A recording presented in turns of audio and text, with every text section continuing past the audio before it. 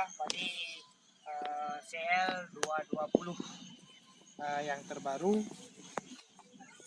Ini bisa dilihat anakannya ini cukup banyak.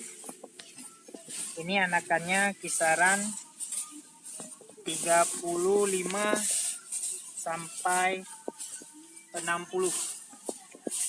Potensinya ini bisa mencapai 10 sampai 12 ton ya.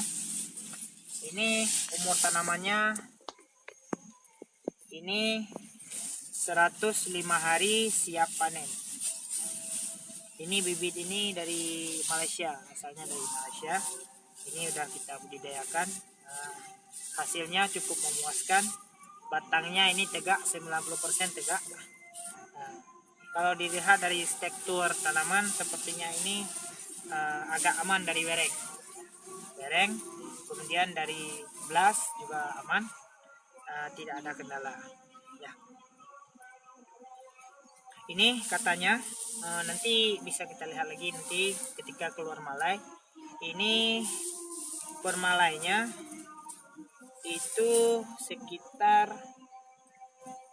250 sampai 300 bulir per malai.